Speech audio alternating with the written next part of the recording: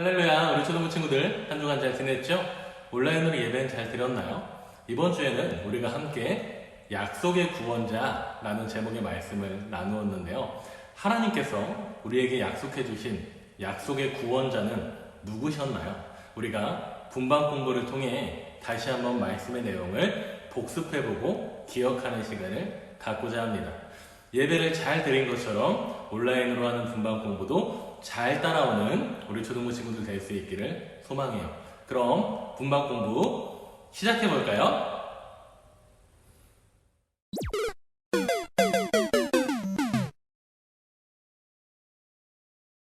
하나님께서는 이스라엘을 선택하시고 그들을 부르셔서 하나님의 백성으로 삼아주셨어요. 그들은 하나님의 은혜로 선택되었고 하나님은 그들이 어려움에 처할 때마다 하나님의 은혜로 구원해 주셨어요.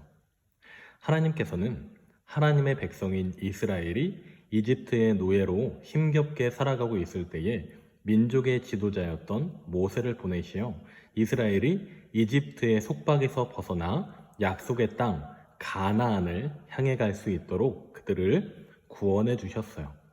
그리고 하나님께서는 모세의 뒤를 이어 이스라엘의 두 번째 지도자가 되는 여호수아를 통해 이집트의 노예에 불과했던 이스라엘 민족이 거대한 약속의 땅 가나안을 정복할 수 있게 해주셨습니다.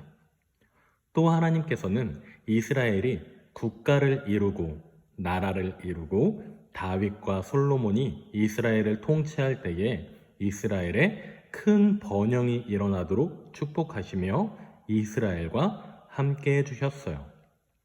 훗날 이스라엘이 하나님을 다시 떠나 죄를 저지르는 삶을 살 때에도 하나님께서는 이스라엘을 향한 하나님의 사랑을 포기하지 않으시고 많은 선지자를 보내 이스라엘이 죄에서 돌이키도록 말씀해 주셨지요.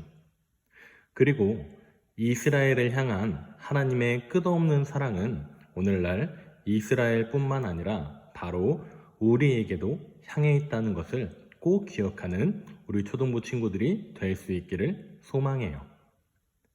이스라엘 백성들을 사랑하시고 구원하신 하나님께서는 이스라엘 백성들뿐만 아니라 하나님을 믿는 모든 사람들을 구원하실 계획을 세우셨어요. 그리고 하나님께서는 말씀을 통해 하나님의 때가 되면 약속하신 약속의 구원자를 이 땅에 보내주시겠다고 약속하셨어요.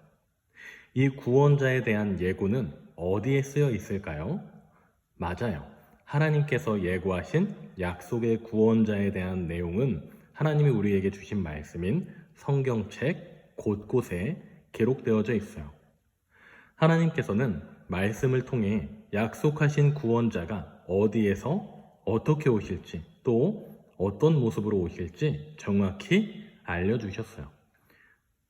그렇다면 첫 번째, 하나님께서 약속하신 약속의 구원자는 어디에 오시게 될까요? 미가 5장 2절을 읽고 하나님께서 약속하신 구원자가 오실 곳이 어디인지를 맞추어 볼게요. 베들레헴 에브라다야, 너는 유다 족속 중에 작을지라도 이스라엘을 다스릴 자가 내게서 내게로 나올 것이라. 그의 근본은 상고의 태초에니라. 하나님께서 약속하신 약속의 구원자가 오실 곳은 어디인가요? 빈칸의 내용을 채워볼게요.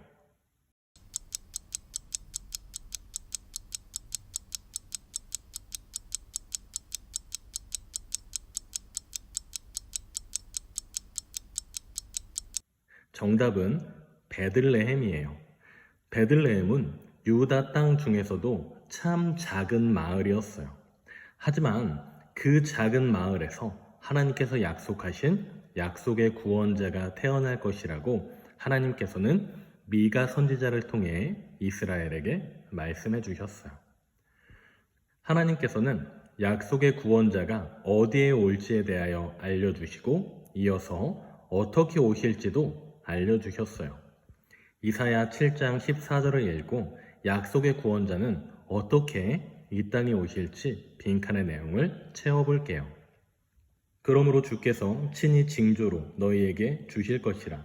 보라, 처녀가 잉태하여 아들을 낳을 것이요 그 이름을 임마누엘이라 하리라. 하나님께서 약속하신 약속의 구원자가 어떻게 올 것이라 알려주셨나요? 빈칸의 내용을 채워볼게요.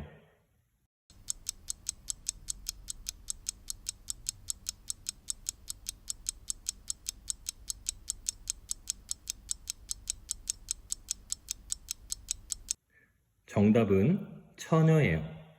하나님께서는 하나님의 백성을 향한 약속의 구원자가 처녀의 몸을 통해 태어날 것이다 말씀해 주셨어요.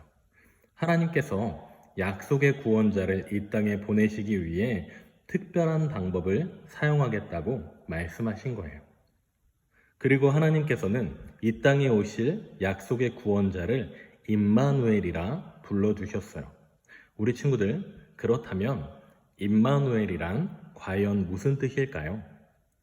임마누엘은 구약 시대에 이스라엘 백성들이 사용했던 히브리어로 기록된 말씀이에요. 그 뜻은 바로 이거예요.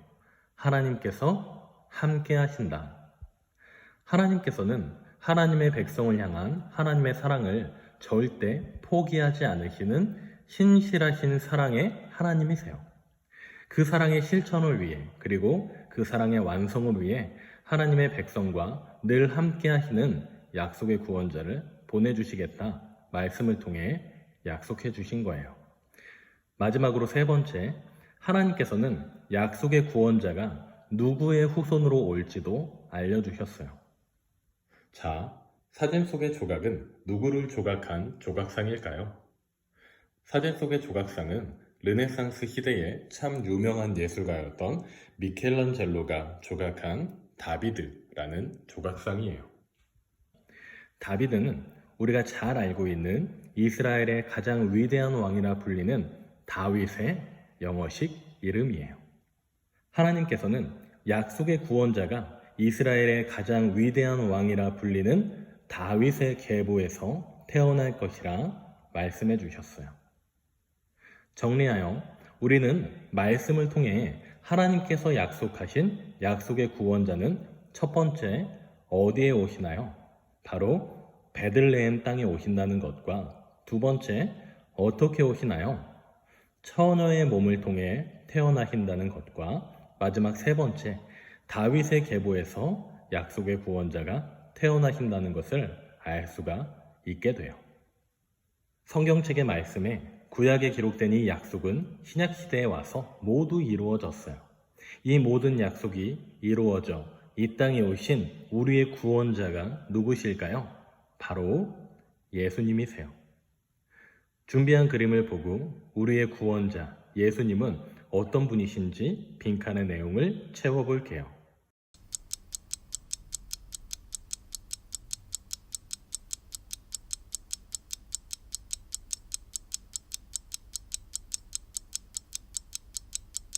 정답은 예수님은 베들레헴에 태어나셨고 처녀의 몸을 통해 성령으로 잉태하셨고 아브라함과 다윗의 자손이셨어요. 우리 친구들, 예수님이 하나님의 말씀과 약속을 모두 이루시며 우리에게 와주신 것은 우리 모두에게 참 기쁜 일이에요. 왜 그럴까요? 그것은 죄로 인해 죽을 수밖에 없었던 우리에게 예수님께서 새 생명을 주시기 때문이에요. 예수님이 주시는 새 생명은 영원히 죽지 않는 하나님 나라에서의 영생을 누릴 수 있는 생명이에요.